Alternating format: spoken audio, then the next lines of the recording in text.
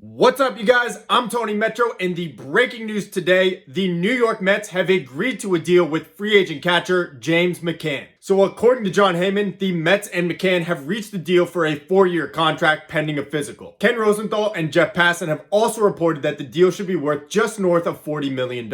So this is a pretty significant move, not just for the Mets, but the entire MLB landscape this offseason. McCann is the first major offensive free agent to come off the board, so this could start to put a domino effect into play. I think there's a good chance that now that this deal is complete, we'll start to see some more activity on the other free agents this offseason. But for now, let's jump into this James McCann move and what it means for the New York Mets. So James McCann's first 5 years of his career were spent in Detroit, and they were very forgettable. McCann had just a .240 average, a .288 on base percentage, and a slugging percentage below 400. He only had 40 home runs in those 5 years and a weighted runs created plus of 75. Fast forward, November 2018, and the Detroit Tigers actually non-tendered James McCann and granted him free agency. Very shortly after that, in December 2018, the Chicago White Sox signed James McCann to a deal. And the 2019 season is when James McCann's entire career turned around. Since joining the White Sox in 2019, James McCann has actually been one of the best offensive catchers in baseball. Since 2019, James McCann has a .276 batting average, a .334 on base percentage, and a .474 slugging percentage. And in 2019, McCann was named an All-Star for the first time in his career. Last year, the White Sox ended up signing Yasmani Grandal, and despite that, James McCann still got plenty of playing time in 2020 and actually built on his 2019 season. Now, I know it's a small sample size, but in 111 plate appearances in 2020, James McCann had a .289 average and an .896 OPS. Now, if you watch my channel, you know that my number one priority for the Mets this offseason was to sign JT Realmuto. I had some concerns about James McCann and his defense behind the plate. Upon closer observation of McCann's defensive metrics, he's actually ranked out positively over the last 2 seasons. Since 2019, McCann has actually been worth +9 defensive runs saved at catcher. And one of the other big things that you have to take account for when you evaluate a catcher's defense is their pitch framing ability. In the early part of his career and even 2019, James McCann was not a very good pitch framer. So one of the stats that we use to evaluate pitch framing is runs from extra strikes. To give you some perspective, James McCann was worth -15 runs from extra strikes in 2019, and that ranked 64th.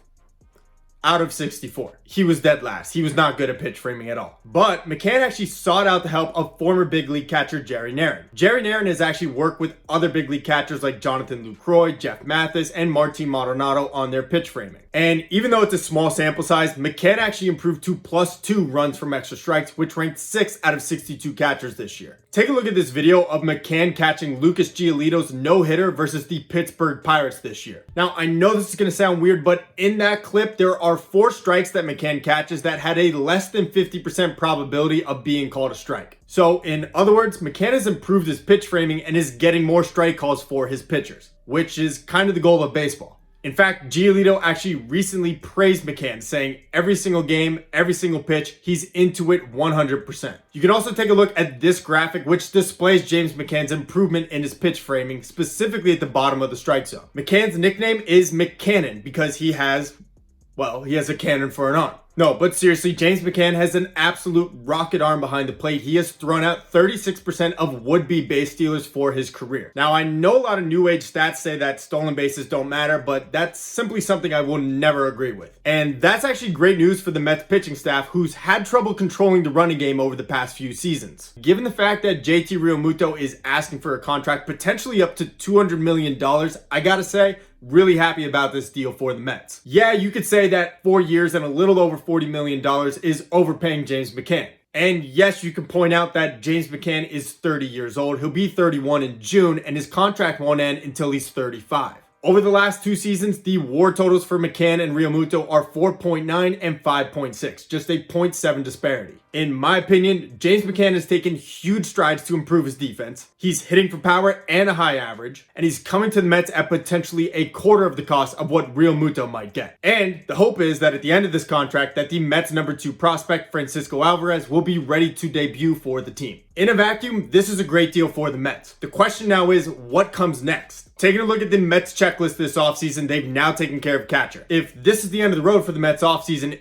it would be a major disappointment. But nobody truly thinks that's the case. In fact, John Heyman tweeted today, while McCann got a great deal, since they didn't spend much bigger for Real Muto, this bodes well for the Mets to continue their pursuit of star center fielder George Springer. They've also talked to Trevor Bauer. If the Mets are able to go out and get Trevor Bauer or George Springer, and hopefully both, this would be an A++ offseason for the Mets. I don't know if the Mets will be able to get both Springer and Bauer, but those kind of were my expectations coming into the offseason. But today, the Mets get a solid starting catcher and fill a huge void in their lineup, and they're saving a ton of money and getting an almost equally comparable catcher to JT Realmuto. So Mets fans, what do you guys think? Are you happy with the Mets signing of James McCann? Do you think that they overpaid or that this is a fair deal for both sides? And who do you want the Mets to sign next? Thank you guys for watching. I have been your host, Tony Metro.